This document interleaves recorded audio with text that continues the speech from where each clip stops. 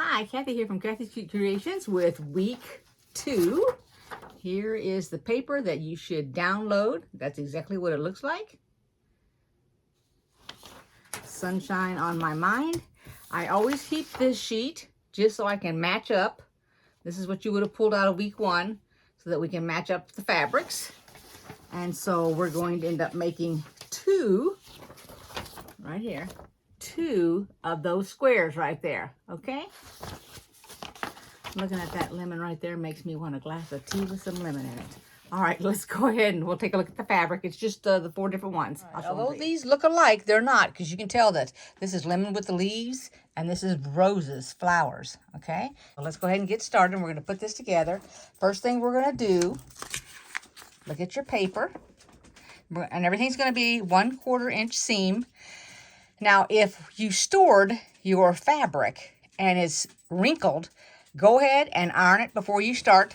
I don't care how many times you iron it. It's not going to be too much ironing. Alrighty? So we're just going to follow the directions. If you have not pulled your fabric yet, pay attention to this right here for week 2, and it will tell you which fabrics to pull and the sizes and how many you need. And so we're going to use, right here, we're going to use 8 of our E's, which are these green right here, if you're following with this fabric, or if you've chose some other fabric. We're going to get 8 of these out. We're going to be looking right here, 16 of A, which is our white. We're going to draw a diagonal line on the wrong side of the fabric. You will not see it. You may use pencil. Anything that's going to be light. You don't want to use something dark that you're going to actually see on the other side of the fabric in case you can't stay on a straight line, because then you will end up seeing it, okay? And we're going to be making flying geese. That's what this is. And I'll show you how we're going to put it together. Alrighty, here's what we're going to do. We're going to take our triangle. We're going to take our square that we have marked, and we're going to put it like this. Keep in mind, you want the line to go from the end to the top or from the top to the bottom. It makes no difference. I'm going to sew, I'm right-handed, so I'm going to sew straight down here. Now, some people like to take this fabric and fold it in half and iron it, and then that's their mark, and that's fine if that's what you want to do. But I always like to mark it, and then sometimes I will pin just to hold it in place, and then come straight down, and we're going to cut this excess off when we're done. And then we're going to flip it like this before we sew this one on, because this one has to go over the top of that's been sewn on. So let's sew this first. We'll come back with a flying geese or goose, however you want to say. I see a little flickering there off on the side, and that is because I actually have the little I don't know what you call them. They're little pieces of, I'll show you here. I've got this with the flags, and this is what I have a fan on. So these little things are sitting, these little things right here, they're sitting over here off to the side, and that's why they're doing that, because the fan is moving them. So that's what you see. I've got them sitting in a little teacup there. If you see them off to the left-hand side, flickering a little bit. Alrighty, so we're going to go ahead and I'm going to put my fabric. Now, I'm not locking the corners, but I am making my stitch smaller. That will avoid it from coming out, because it will come out eventually with all the handling. So to avoid that, I just knock it down a couple of stitch lengths, and then I just go ahead and put this on there. Hopefully my hand is not in the way. I'm trying to keep it on the other side here. Okay, we're going to take this off, then we're going to cut it, and I'll show you exactly how I'm going to do it. My rotary blade and my ruler, and I use this little 6-inch ruler, and I put my 1/4 inch on the line, the seam right here that I just sewed, and I take it off like this. Just like that. Now, if you want a really little, and I mean really little square, you could sew it 1/4 inch and then open it up, and it will be about that size. Okay, otherwise, you can do it all together. Now, I'm going to go ahead and take this over to the ironing board. I'm going to flip this over, and I'm going to iron this down so that it lays flat when I put the next piece on, right here. And I will sew it from the top to the bottom. So let me go ahead and iron this first, and then we'll place it. Now we're going to do the other side. Same way. Took it down a couple stitches. Now if I can remember, I'll take it down a couple stitches when I get to the end.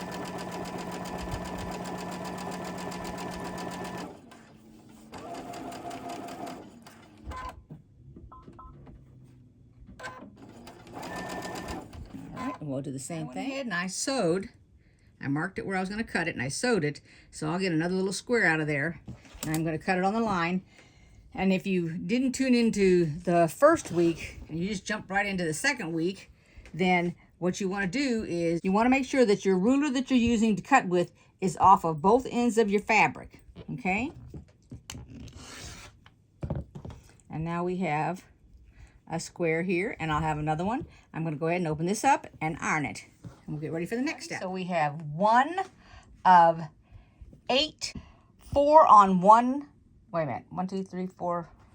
Yeah, 4 on one and 4 on the other. So this will have this on the top row. We'll have a bottom row and the side rows. So anyway, we'll go ahead, finish making all of these. Then we're going to come back and we're going to actually assemble the block. Finished all of these flying geese, and we're going to make our square.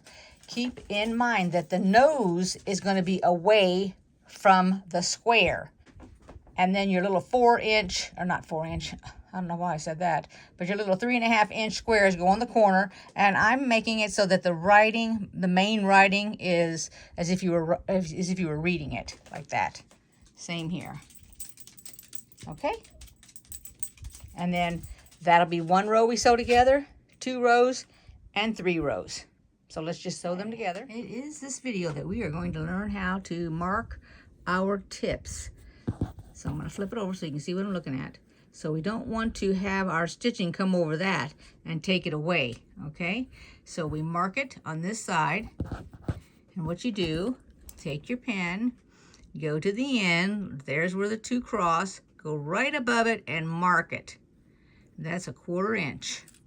And then we're going to put it with this one, and let me show you how we're going to do that. You're going to take your pen, and you're going to put it in your spot. I probably got to go to this one because that's got thread on it. You're going to stick it right there in the pink.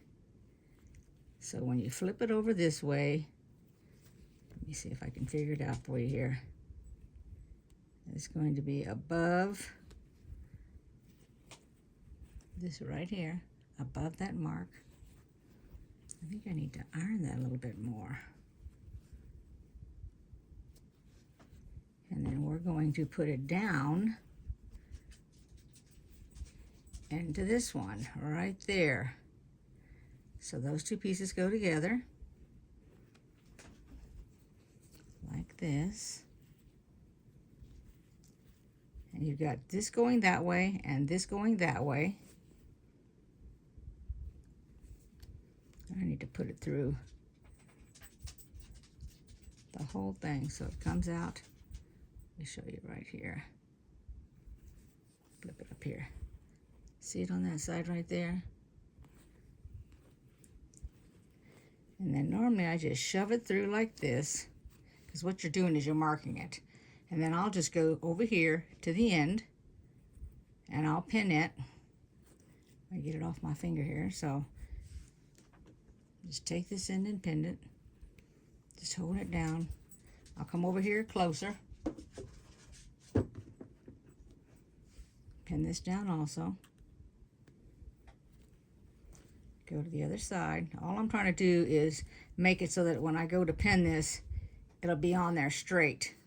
So I'm trying to anchor the right and the left of it. Okay, like that.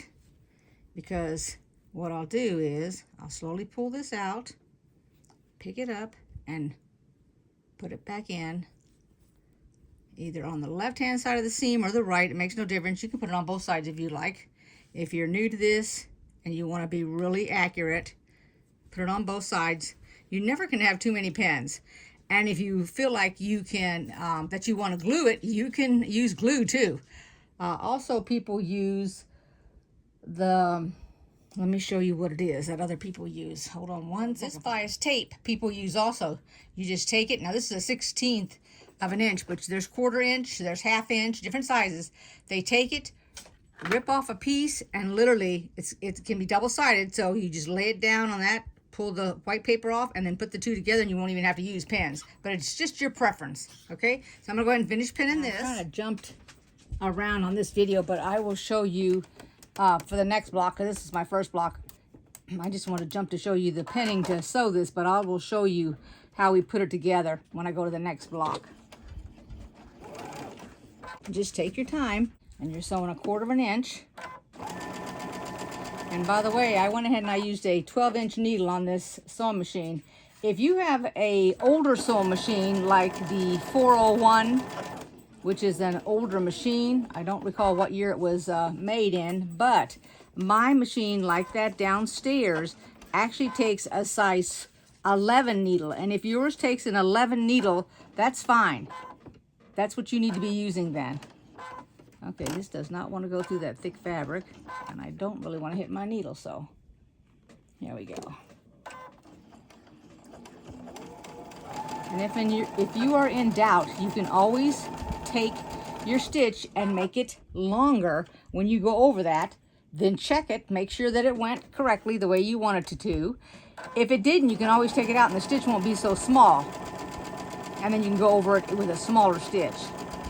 That's what I used to do when I was brand new. I would go over it with a larger stitch, make sure it didn't go over, take out my tips, and then I went back over it again with a smaller one. And you don't want to go over your pins if you can avoid it, because your pins will break your machine if it's electronic. That probably won't bother the older machines, but the newer machines, it definitely will. It could actually destroy your motherboard, because that's what these newer machines have in them, is motherboards. All right, we're going to open this up, and then I'm going to go ahead and iron it. Keep in mind, this does not have to be perfect, okay? If this is the first time you're doing it, do not beat yourself up about it. Practice, practice, practice. You know, practice makes perfect.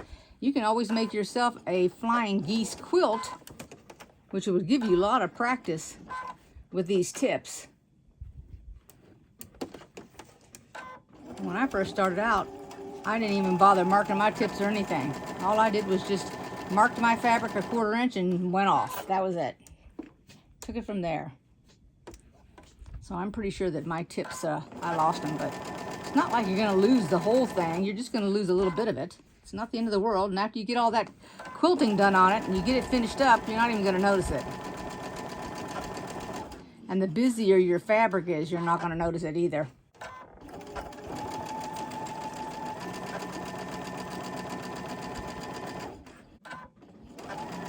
Really liking these colors also.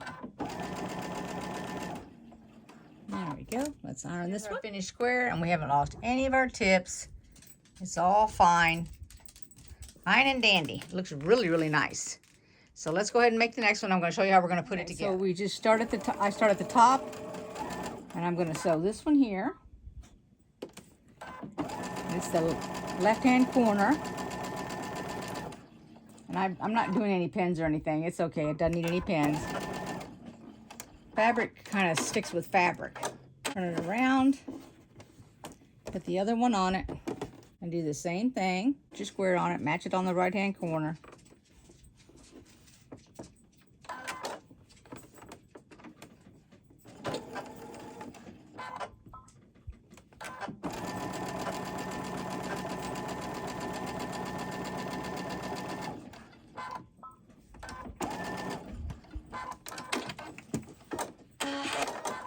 Now, I'm gonna, when I iron this, back it up here a little bit. So when I get ready to iron it, I'm gonna iron it open. See how it wants to lay this way? It wants to lay like this. That's the way I'm gonna do these two pieces. And then the other one I will do the opposite, because we're nestling these edges when we sew them together. Now for this piece, I actually put 2 pins. I put a pin in the middle, and then I put a pin on the end. And that's to make sure that it goes all the way across it and that it doesn't gap in the middle here. Because sometimes this fabric will either go down or the back will come up. And I don't want to do that. I want to keep the two fabrics together. And if you feel like the top or the bottom piece is bigger, you always want to put your you want to put the piece that's a little bit bigger on the bottom, because the bottom will feed your fabric. And it will take up that little bit of extra fabric, okay? I know it doesn't seem like it can, but it does. And just do this side here.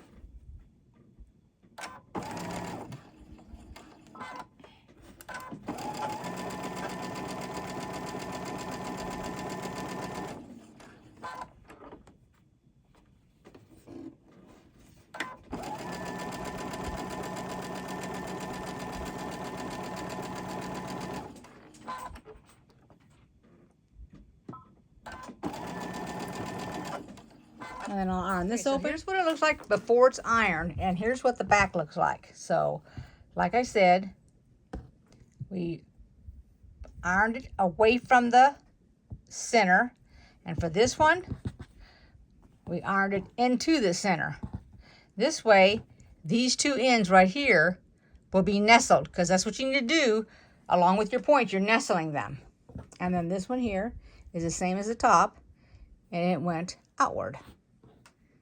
Okay, so just go ahead and put that together and we'll have both of our blocks built. There we are.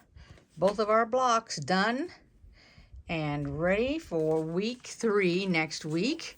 I hope everybody enjoyed this video. Give me a thumbs up if you did. If you'd like to make a comment, you can. If you have any questions, by all means, ask me questions. And I will see you next week for week 3 of Sunshine on My Mind. And if you have not subscribe and click on the little bell and you'll get notifications when the next one comes up. But I can tell you right now, it's coming up next Monday. Have a nice day. Thanks for watching, and welcome to all my new subscribers. Bye-bye.